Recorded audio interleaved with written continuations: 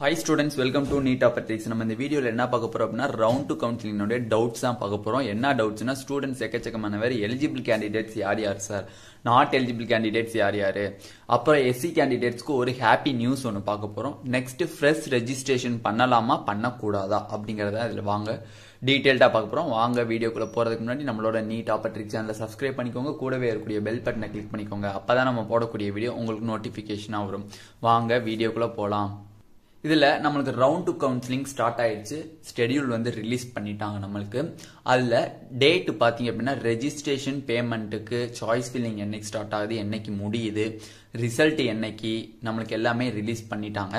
அது மூலியமா இருக்கக்கூடிய டவுட்ஸா நம்ம இப்ப பார்க்க போறோம். ஃபர்ஸ்ட் ஆஃப் ஆல் பாத்தீங்கன்னா எலிஜிபிள் கேண்டிடேட்ஸ் பாத்தீங்க அப்படின்னா எலிஜிபிள் யார் யாரு அப்படின்னா, நான் வந்து ரவுண்ட் 1ல ரவுண்டு நல்லா புரிஞ்சுக்கணும், ரவுண்டு 1 கவுன்சிலிங்ல நான் ரெஜிஸ்ட்ரேஷன் பண்ணிட்டேன். Registration payment and choice filling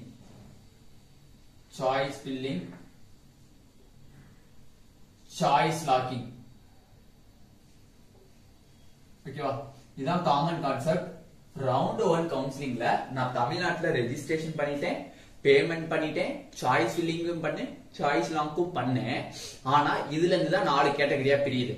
இப்ப இந்த ரவுண்ட் 1ல registration payment choice filling choice locking பண்ண ஸ்டூடெண்ட்ஸ்க்கு ஃபர்ஸ்ட் கேட்டகரி என்னன்னா சீட்டே அலாட் ஆகல, நாட் அலாட்டட் எனி சீட். எந்த ஒரு சீட்டுமே private college and government colleges எதுலயுமே வந்து ஒரு சீட்டு கூட அலாட் ஆகல அப்படிங்கிறது ஒரு கேண்டிடேட்டோட இது. ரெண்டாவது கேண்டிடேட் பாத்தீங்க அப்படின்னா சீட்டு கிடைச்சிருச்சு, சீட் வந்து அலாட் ஆயிருச்சு, சீட் அலாட்டட் அந்த ஒரு கேண்டிடேட்ஸ். தேர்ட் கேட்டகரி பாத்தீங்க அப்படின்னா சீட் அலாட் ஆயிருச்சு, சீட் அலாட்டட் நாட் ஜாயின்ட் ஓகேவா, நாட் ஜாயின்ட். தேர்ட் கேட்டகரி பாத்தீங்க அப்படின்னா சீட் அலாட் ஆயிருச்சு, நான் வந்து ரிசைன் பண்ணிட்டேன். ஓகேவா. அப்ப இந்த ரவுண்ட் 1 கவுன்சிலிங்ல எந்தெந்த ஸ்டூடெண்ட்ஸ் ஒரு சீட் ரவுண்ட் 1ல எந்த ஒரு சீட்டுமே கிடைக்காத ஒரு ஸ்டூடெண்ட்ஸ் இருக்காங்க, சீட் அலாட் ஆன ஸ்டூடெண்ட்ஸ் இருக்காங்க, சீட் அலாட் ஆச்சு பட் நான் ஜாயின் பண்ணலங்கிற ஸ்டூடெண்ட்ஸ் இருக்காங்க, சீட் அலாட் ஆச்சு நான் போய் ஜாயின் பண்ணிட்டு ரிசைன் பண்ணேன். இந்த 4 கேட்டகரி ஸ்டூடெண்ட்ஸ் ரவுண்ட் 2க்கு எலிஜிபிள். அதுதான் எலிஜிபிள் கேண்டிடேட்ஸ் 1 2 3 கொடுத்துருக்கேன். அப்ப ரவுண்ட் 2ல ஒரு பையன் வந்து எல்லா காலேஜஸ்மே கவர்மெண்ட் காலேஜஸ் பிரைவேட் காலேஜஸ் எல்லாத்தையுமே ஃபில்அப் பண்றாப்ல, ஆனா ஒரு சீட்டு கூட அவருக்கு கிடைக்கல.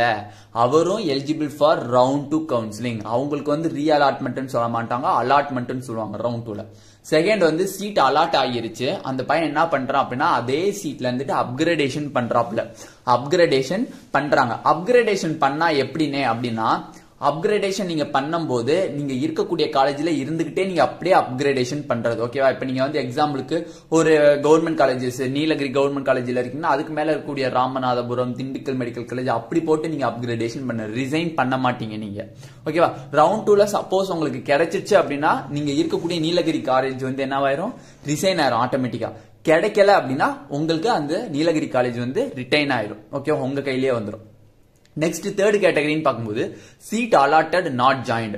சீட் ஒரு பையனுக்கு அலாட் ஆயிருக்கு, யார் வந்து ஜாயின் பண்ண மாட்டாங்க, பிரைவேட் காலேஜ்ல கிடைச்சவங்க. சில பேர் வந்து ஃபீஸ் அதிகமா இருக்குன்னு சொல்லி ஜாயின் பண்ண மாட்டாங்க. அப்ப ஒரு பிரைவேட் காலேஜ் கிடைச்சிருக்கு, இப்ப வேலைமால எடுத்துக்கிட்டோம்னா 9.5 lakhs கிட்ட வாங்கிட்டு இருக்காங்க, அதுல வந்து ஃபீஸ் எக்கச்சக்கமா இருக்குன்னு சொல்லி ஜாயின் பண்ண மாட்டாங்களா, அந்த ஸ்டூடெண்ட்ஸும் வந்து யாருக்கு எலிஜிபிள், ரவுண்ட் 2க்கு வந்து eligible.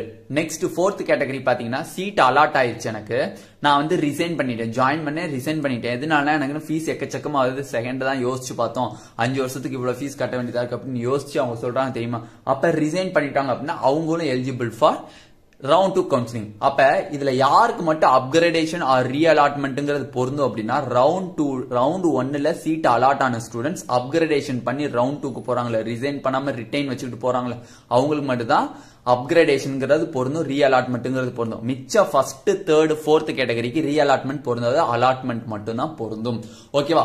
Next not eligible candidates. Not eligible கேண்டிடேட்ஸ்ங்கிறது யாருன்னு பாத்தீங்கன்னா, நான் வந்து ரவுண்ட் 1ல ரெஜிஸ்ட்ரேஷனும் பண்ணல, ரவுண்ட் 1ல நான் ரெஜிஸ்ட்ரேஷன் பண்ணவே இல்ல, அவங்க not eligible for round 2 counselling.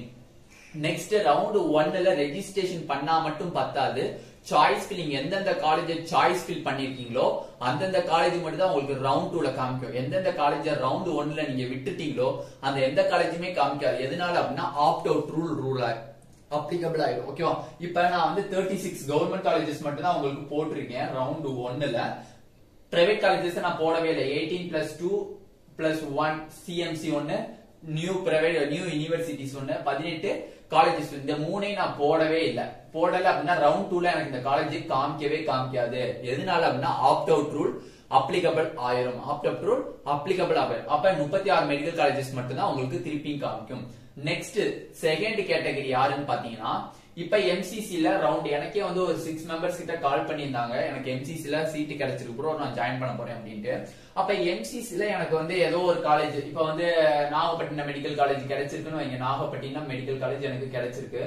இப்ப நாகப்பட்டினம் மெடிக்கல் காலேஜ்ல போய் ஜாயின் பண்ணிட்டேன். எம்சிசி ஆல் இந்தியா கோட்டா வழியில போய் நான் ஜாயின் பண்ணிட்டேன் அப்படின்னா என்ன பண்ணுவாங்க அப்படின்னா, உங்களுக்கு வந்து தமிழ்நாடுனுடைய ரவுண்ட் 2 கவுன்சிலிங்ல நாட்